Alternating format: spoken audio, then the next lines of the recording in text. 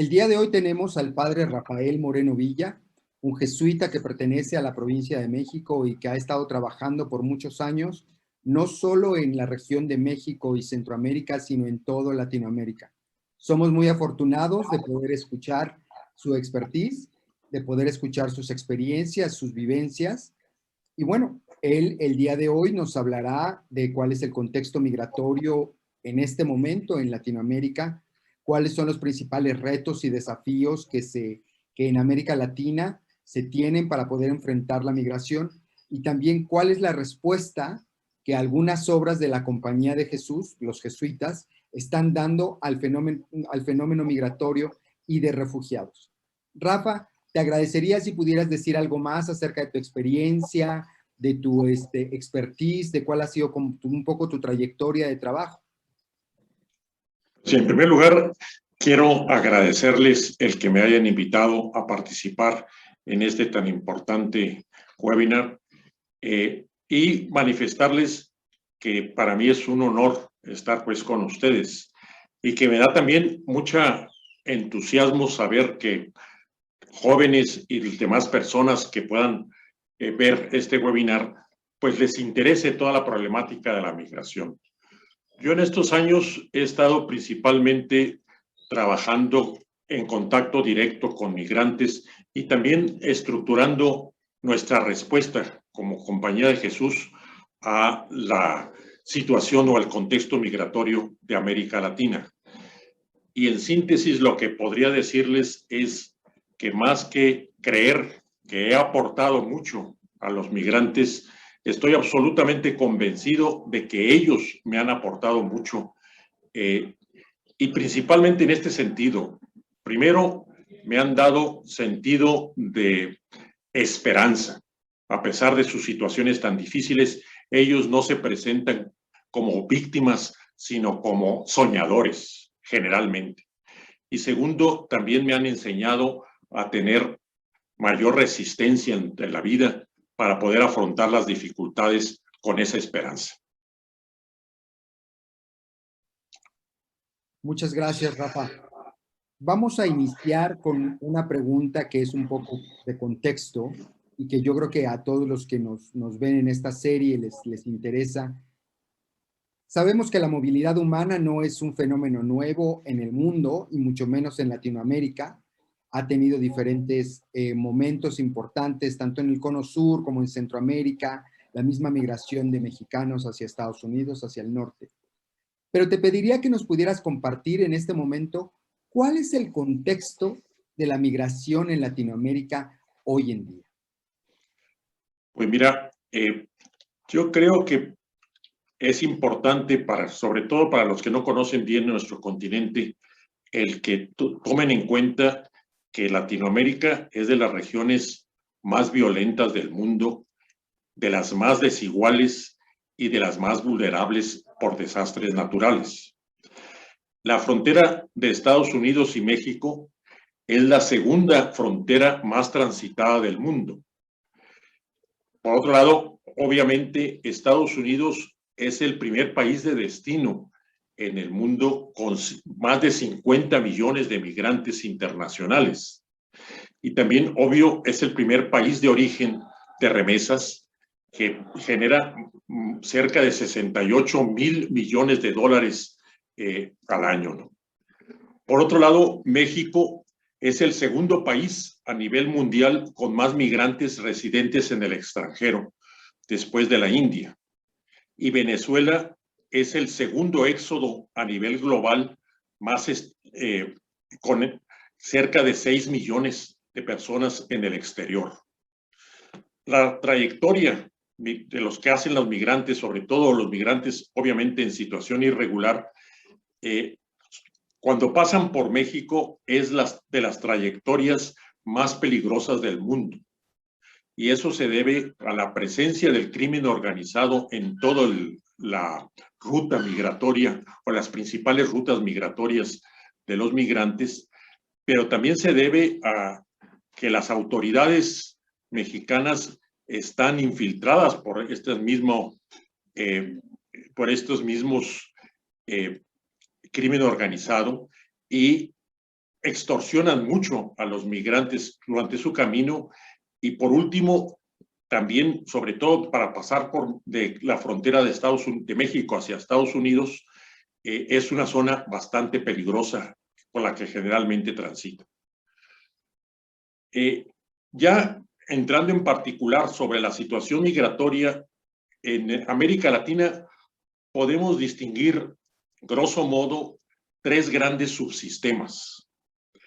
El primer subsistema es el caribeño, a la que me voy a referir sobre todo es a Cuba, República Dominicana y Haití, que son los tres países de esa subregión que más expulsan migrantes, sobre todo hacia Estados Unidos, pero también dentro de la región del Caribe. Dentro de esos flujos, obviamente el haitiano es el flujo más vulnerable y al mismo tiempo el más invisible. Eso me parece a mí paradójico, porque por su color son muy visibles, muy evidentes los flujos haitianos y sin embargo son los que pasan más desapercibidos por su vulnerabilidad. Actualmente el flujo haitiano, yo diría, es un flujo que se extiende por todo el continente en busca de encontrar dónde poder establecerse y muchos de ellos deseando entrar a Estados Unidos por el sueño, pues, americano. Con respecto al segundo subsistema, bueno, y también tenemos en el primer subsistema, obviamente, la situación también de los cubanos que también continúan saliendo de Cuba en búsqueda principalmente de Estados Unidos, pero que cada vez encuentran más dificultad para entrar a él y se están quedando atorados, sobre todo en México. El segundo subsistema que me parece importante tenerla en cuenta es el que nosotros llamamos el sudamericano, que abarca prácticamente toda el cono sur, Sudamérica, etc. Ahí, sobre todo, se da que las expulsiones se deben principalmente a crisis política, que es actualmente el caso de Colombia, que ha tenido muchos años de conflicto armado interno, y la actual crisis de Venezuela, que, como decía al principio, ha expandido a muchas personas venezolanas por todo el continente y en gran parte del mundo. Pero también en este subsistema se da una expulsión por crisis económica, por situaciones de desempleo, etcétera, que eso se debe sobre todo a los países andinos. En esta subregión, yo la suelo llamar la subregión menos inhumana en el sentido de la migración internacional, porque en realidad existe en algunos países una legislación muy avanzada en materia de respeto a los derechos humanos en las legislaciones migratorias. El ejemplo más sorprendente y admirable es el de Ecuador, que en su constitución reconoce la ciudadanía universal y obviamente en un principio quitaron todas las visas para entrar al país, cosa que ya actualmente no, porque empezaron a haber muchas, diría yo, aprovechamiento de esa situación para entrar mucha gente al continente. Por último, quisiera referirme sobre el sistema migratorio mesoamericano, que abarca sobre todo a Centroamérica, México. En ese subsistema encontramos principalmente dos flujos. Uno que le llamamos de norte a sur, que es el flujo principalmente de nicaragüenses hacia Costa Rica, Panamá y Sudamérica. Y el flujo más de mayor gente es el flujo de Guatemala, Honduras, El Salvador, que quieren pasar por México hacia Estados Unidos, y el mismo flujo de mexicanos hacia Estados Unidos. En esta situación nos encontramos que también están llegando muchos migrantes extracontinentales, africanos sobre todo y asiáticos, que muchos de ellos se están quedando en México. Yo en México tradicionalmente era un país de tránsito, un país expulsor, pero últimamente se está convirtiendo en país de destino, pero de un destino, la mayoría de los casos forzado, que son gente que se ha quedado atorada, que su ilusión es pasar hacia Estados Unidos y que estarán en expectativa de crear condiciones para poder hacerlo. Te agradezco mucho, Rafa, por esta ilustración. Me parece que es importante visibilizar estos tres subsistemas que describes, que tienen su propia dinámica y que obviamente no se limitan al movimiento norte, al movimiento hacia el norte, sino también hay movimientos entre países y movimientos, diferentes movimientos hacia el sur también, hacia el cono sur. Te agradecería que nos dijeras entonces, en este contexto, en estos tres subsistemas, ¿cuáles, y con el contexto que describes de violencia, de a lo mejor algunos países de avanzada, con legislaciones avanzadas, cuáles son los principales desafíos que existen en América Latina para atender o para visibilizar el fenómeno de la migración y del refugio?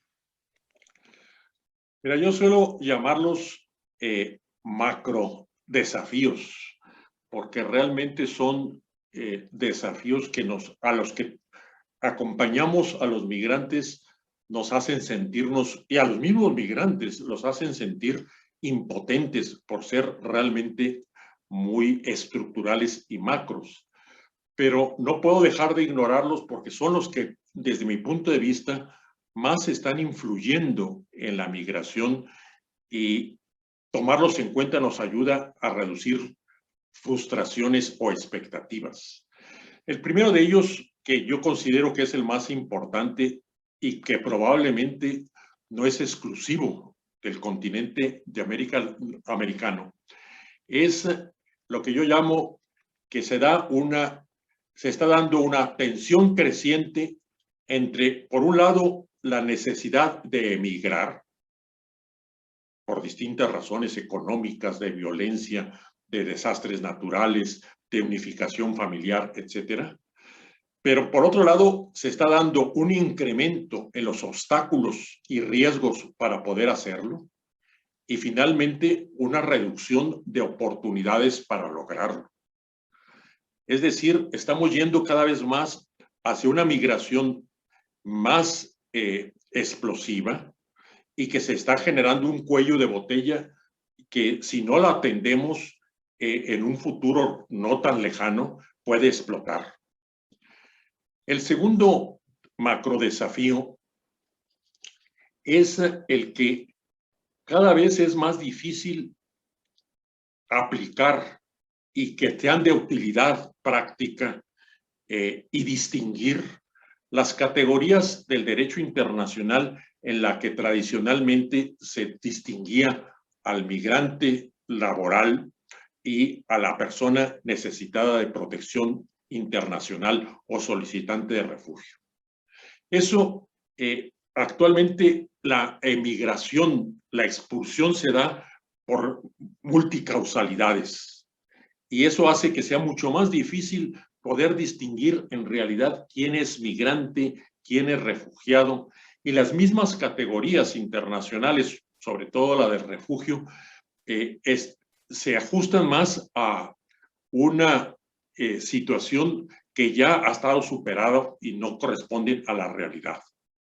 La tercera macro desafío es que lamentablemente en esta situación tan tensa como la describía en el primer desafío, se está dando una desestructuración de la legalidad y de la obligatoriedad del marco jurídico internacional y de las instancias intergubernamentales relacionadas con el refugio, la migración y los derechos humanos.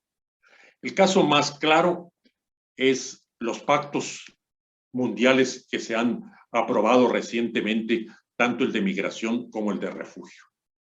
La mayoría de los gobiernos lo que insistió es que no querían que esos pactos fueran vinculantes, fueran obligatorios.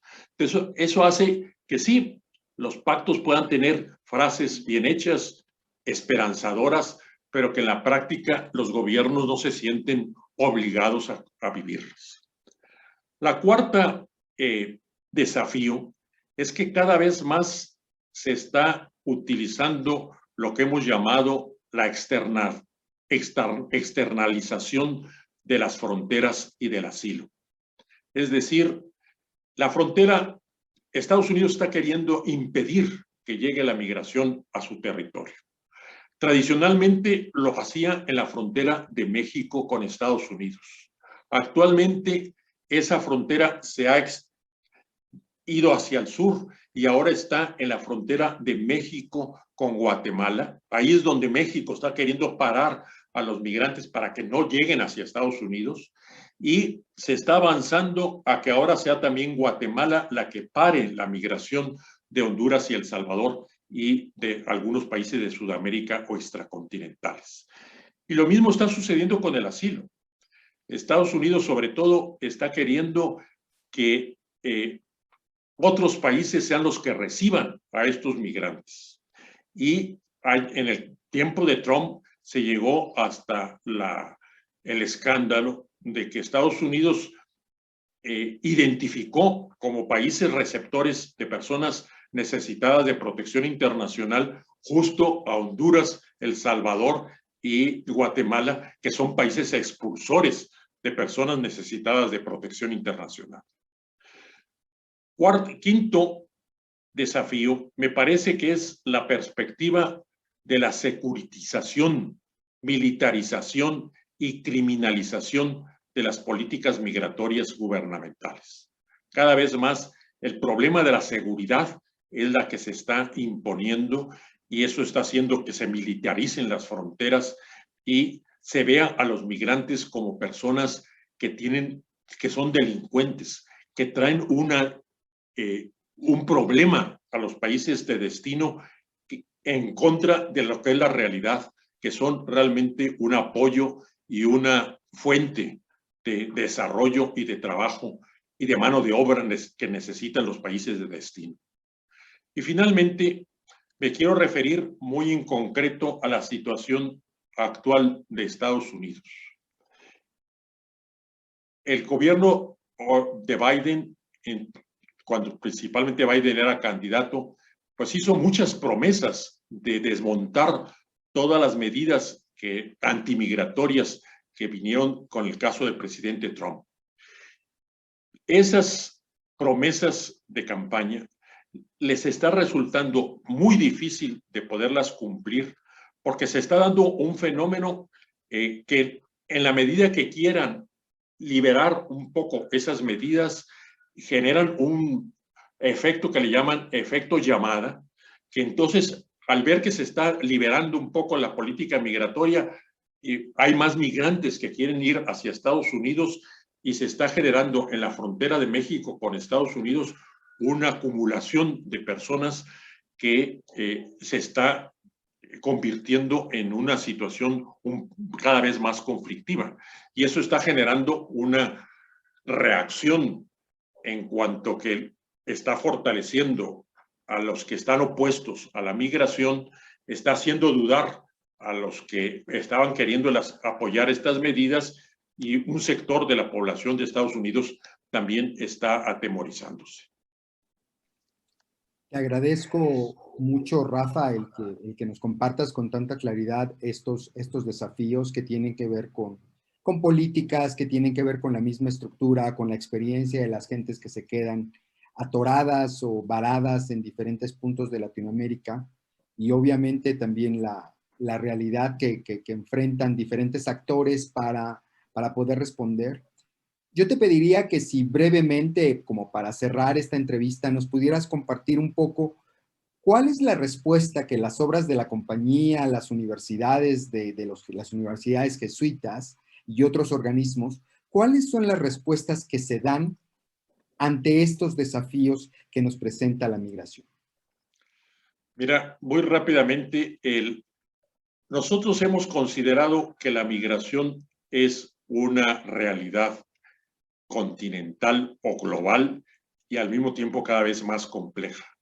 Entonces, por esa razón, la Compañía de Jesús, además de haber tomado como una de sus preferencias de trabajo la migración y el refugio, ha querido responder también procurando dar una respuesta que sea continental, global y también lo más integral posible.